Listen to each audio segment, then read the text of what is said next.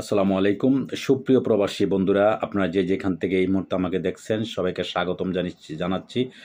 ওমানের আপনারা জানেন যে ওমানে দীর্ঘদিন যাবৎ ওমান প্রবাসী ভাই ও বোনেরা আপনারা সবাই অপেক্ষায় আছেন। ওমানে ভিসা খুলবে, ওমানে অবৈধ লোক বৈধ করবে। এটা কিন্তু খবরের মধ্যে সোশ্যাল মিডিয়া সব জায়গায় কিন্তু এটা অনবরত আসতেছে। সবাই কিন্তু বলাবলি করতেছে। তবে এখনও কাজের কাজ কোনো কিছু হইতেছে না। দুই একজন ভিসা লাগাইতেছে, আবার অনেকে ভিডিও করলে ভিডিও নিচে বলতেছে ভাই কে লাগাইছে, নাম্বার দেন, এটা সেটা বিভিন্ন রকমের মন্তব্য, বিভিন্ন রকমের সমালোচনার মধ্য দিয়ে ওমান চলতেছে। বর্তমানে শুধু ওমান নয়, দুবাই, সৌদি আরব সব দেশে একই অবস্থা। দুবাই ভিসা নিষেধাজ্ঞা তুলে নেওয়া হবে। আমাদের প্রধান উপদেষ্টা ডক্টর মোহাম্মদ ইউনূস তিনি দুবাই সফরে আসছেন। আসার পরে তিনিও দুবাই সরকারকে অনুরোধ জানাচ্ছেন যে দুবাই যাতে ভিসা নিষেধাজ্ঞা তুলে দেওয়া হয়। কিন্তু দুবাইয়ের আপনারা পরিস্থিতি জানেন যে দুবাই এবং ওমান বিভিন্ন সব দেশেই আপনারা জানেন, মালয়েশিয়া, কাতার, আমরা প্রবাসীরা যেই দেশে আছি সব দেশেই কিন্তু আমরা বিভিন্ন কর্মক্ষেত্রে আছি, বিভিন্ন কাজের মধ্যে আছি। তবে আমাদের বাংলাদেশের একটা সমস্যা কি জানেন? বাংলাদেশে একটা সমস্যা হইছে, আমরা আছি এই দেশে আসি আমরা ভিজিট ভিসা আসার পরে আমরা এই দেশে কি করি, নরমালি এই দেশের যেকোনো কাজের জন্য আমরা করি, ভিসা পতাকা চেঞ্জ করি বা করি।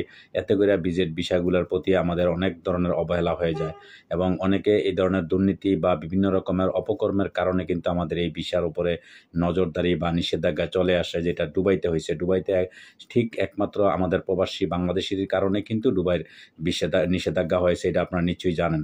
তো এই নিষেধাজ্ঞা তোলার ব্যাপারেও ডক্টর মোহাম্মদ ইউনূস তিনি বরাবরই তিনি কিন্তু ওই দেশের সরকারের কাছে, সব দেশের সরকারের সাথে তিনি কথা বলতেছেন বা অনুরোধ জানাইতেছেন।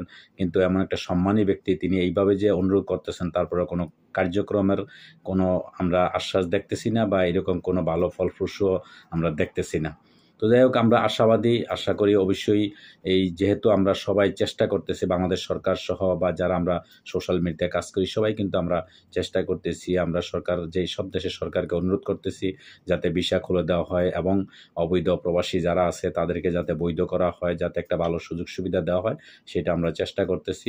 এরপরে পরবর্তীতে যদি কোনো রকম ভালো কোনো খোঁজখবর পাওয়া যায় তাতে অবশ্যই সবাই এটার ফল ভোগ করবে। তবে আমাদের বাংলাদেশিদের জন্য দুর্ভাগ্য, আমরা জাতি হিসাবে কারণ আমরা বাংলাদেশিরাই আমরা যদি কোনো, আপনারা জানেন যে প্রবাসে আমরা কিন্তু তেমন ভালো একটা পোস্টে কেউই চাকরি পায় না। হয়তো শতকরা ২-১ জন যদি পায়, তারপরেও মনে করেন যদি ভালো একটা পোস্টে, ম্যানেজার পোস্টে বা সুপারভাইজার পোস্টে যদি চাকরি পায়, তার পাশে বা তার আশেপাশে যে বন্ধুবান্ধব বা তার সাথে যারা কাজকর্ম করে, বাংলাদেশি যারা, আমরা প্রবাসী যারা কাজ করি, কোনো বাংলাদেশি আপনারা জানেন যে ভালো একটা পোস্টে, ম্যানেজার পোস্টে হোক বা যে কোনো পোস্টে যদি চাকরি করে, তাহলে তার অবদান এইটা কখনো, যারা সাথে চাকরি করে এটা কখনো তাদেরকে মানে সেই মূল্যায়নটা করা হয় না। তাদেরকে তুচ্ছ-তাচ্ছিল্য ব্যবহার করে, কারণ সে একজন বড় পদে। এটা আমাদের বাংলাদেশের একটা স্বভাব। আসলে এটা বাংলাদেশেও দেখবেন, যারা বাংলাদেশে সরকারি চাকরি করে তারা কিন্তু অন্যান্য যারা সরকারি চাকরি করে না তাদেরকে অন্য নজরে দেখে বা নিজে খুব একটা বড় মনে করে বা একটা নিজের ভিতরে একটা হিংসা চলে আসে।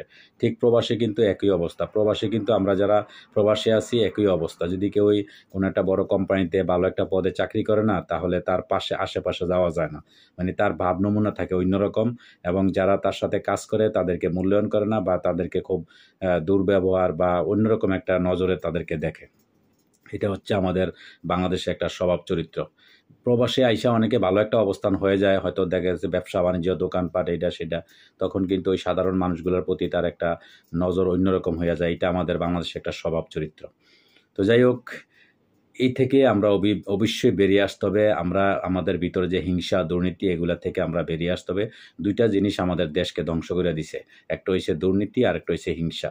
এই ২ টা জিনিস আমাদের থেকে যতদিন পর্যন্ত না যাবে ততদিন আমাদের দেশ কখনো উন্নত হবে না। আর আমরা জাতি হিসাবে বিশ্বের কাছে কখনো আমরা মাথা উঁচু করে দাঁড়াইতে পারবো না। এটা হচ্ছে আমাদের সবচেয়ে বড় দুর্বলতা। তো যাই হোক, যেই জন্য আমি কথা বলছিলাম, আমাদের পররাষ্ট্র উপদেষ্টা আপনারা জানেন গত ১৮ তারিখে তিনি ১৭-১৮ তিনি ওমানে আসছিলেন, মাস্কাটে। তিনি একটা ইন্ডিয়ান ওশান যে সম্মেলন, ওইখানে সম্মেলন করছিলেন। তো ওই জায়গার মধ্যে তিনি ওমান এবং কাতারের মন্ত্রীদের সাথে কথা বলছিলেন এবং আপনারা জানেন যে ওমানের মন্ত্রীকে কিন্তু বাংলাদেশের যে ৫০তম যে একটা অধিবেশন ওইখানে দাওয়াত করা হয়েছে। গত 17 ফেব্রুয়ারি পররাষ্ট্র মন্ত্রণালয় জানায়, বৈঠকে ওমানের পররাষ্ট্রমন্ত্রী পররাষ্ট্র বিষয়ক উপদেষ্টা স্বাগত জানান। উভয় পক্ষই দুই দেশের চমৎকার দ্বিপাক্ষিক সম্পর্কের জন্য সন্তোষ প্রকাশ করেছে। উভয় পক্ষই স্মরণ করছে, বাংলাদেশ সমান ওমান শীঘ্রই কূটনৈতিক সম্পর্ক প্রতিষ্ঠার 50তম বার্ষিকী পূর্ণ করবে এবং এটি যথাযথভাবে উদযাপন করতে সম্মত হয়েছে। এই প্রসঙ্গে পররাষ্ট্র বিষয়ক উপদেষ্টা ওমানের পররাষ্ট্রমন্ত্রীকে উদযাপন উপলক্ষে বাংলাদেশ সফরের আমন্ত্রণ জানান। পররাষ্ট্র উপদেষ্টা ওমান বিপুল সংখ্যক বাংলাদেশি প্রবাসীদের কাজের সুযোগ দেওয়ার জন্য ওমান সরকারকে ধন্যবাদ জানান। পররাষ্ট্র বিষয়ক উপদেষ্টা ডাক্তার, প্রকৌশলী, আইটি পেশাদার এবং নার্সের মতো বাংলাদেশি পেশাদারদের নিয়োগের জন্য ওমান সরকারকে বিবেচনার জন্য অনুরোধ করেন। তিনি বাংলাদেশ থেকে জাহাজ নির্মাণ প্রযুক্তিবিদ নিয়োগের অনুরোধও করেন। পররাষ্ট্র উপদেষ্টা জ্বালানি খাতে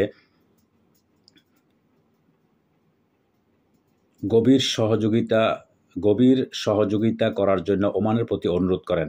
এদিকে মাস্কাটে পররাষ্ট্র উপদেষ্টা কাতারের পররাষ্ট্র প্রতিমন্ত্রী সুলতান আল মোরাইকির সাথেও বৈঠক করেন।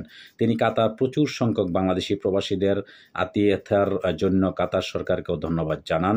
পররাষ্ট্র উপদেষ্টা ডাক্তার, প্রকৌশল, আইটি পেশাদার এবং নার্সের মতো বাংলাদেশি পেশাদারদের নিয়োগের জন্য কাতার সরকারকেও তিনি অনুরোধ জানান। তিনি সম্ভাব্য নিয়োগের জন্য পেশাদারদের সাথে সাক্ষাৎ করতে কাতারের সংশ্লিষ্ট কর্তৃপক্ষের প্রতিনিধিদের বাংলাদেশ সফরের আমন্ত্রণ জানান। তিনি কাতারের বিনিয়োগকে স্বাগত জানান। আপনারা জানেন দর্শক, বাংলাদেশের বর্তমান যে পরিস্থিতি, বাংলাদেশে একটা অন্তর্বর্তীকালীন সরকার, তিনি অস্থায়ী একটা সরকার, কোনো নির্বাচিত সরকার নয়। তারপরে কিন্তু এটা যেহেতু আপনারা জানেন যে গত জুলাই আগস্টের বৈষম্যবিরোধী ছাত্র আন্দোলনের মধ্য দিয়ে এই সরকার গঠিত হয়েছে। হওয়ার পর থেকে তিনি এখন ক্ষমতা, যদিও তারা এখন জনগণের সরকার খুব একটা আছে, কিন্তু তারপরেও তাদের কোনো নির্দিষ্ট একটা টাইম নেই, সময় নেই। তারা অবশ্যই অনির্বাচিত বা খুব শীঘ্রই তারা চলে যাবে, হয়তো এই বছরের লাস্টে ডিসেম্বরের দিকে অথবা 26 জুনের দিকে তারা নির্বাচন দেওয়ার একটা পরিকল্পনা করছে এবং কি নির্বাচনের পরিকল্পনা কাজও শুরু হয়ে গেছে।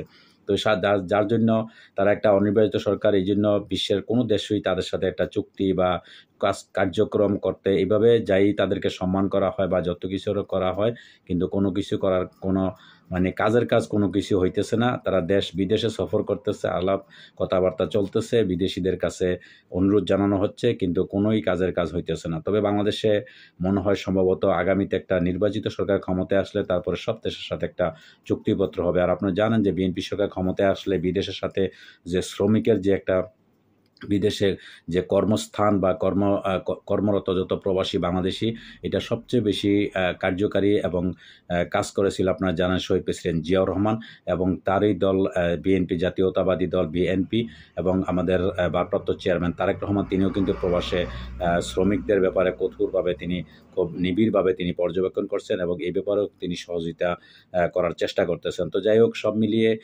আমরা হয়তো নতুন কোনো সরকার যদি আসে তাহলে হয়তো আমরা যে কোনো দেশের একটা ভালো একটা ফল পাবো, এটাই আমরা প্রত্যাশা বা আশা করি। তো যাই হোক, সব মিলিয়ে আমার আজকের প্রতিবেদন বা আজকে যে কিছু কথা আপনাদের সাথে শেয়ার করলাম, সেগুলা বর্তমান যে পরিস্থিতি। আর আরেকটা কথা হচ্ছে, ওমানে যারা অবৈধ প্রবাসী যারা আছেন, আপনাদের অবশ্যই ধৈর্য ধরতে হবে এবং আপনারা ধীরে ধীরে চেষ্টা করেন আপনাদের ব্যক্তিগতভাবে বা আপনার যতটুকু পারেন আপনারা বিভিন্ন যেই অবস্থায় কাজ করতেছেন, যেই মালিকের কাজ করতেছেন, ওই মালিককে দিয়ে আপনারা একটা ব্যবস্থা করেন, দেখেন কোনো কিছু করা যায় কিনা।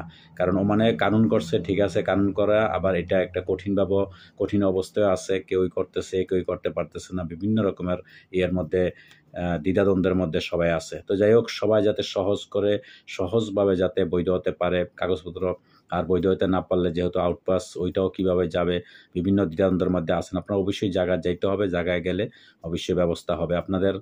আপনারা যাইতে হবে যেখানে টাইপিং অফিস, আপনারা ওইখানে গেলে জানতে পারবেন যে পতাকা কিভাবে করা যায়, কি সব কিছু বিস্তারিত আপনারা জানতে পারবেন।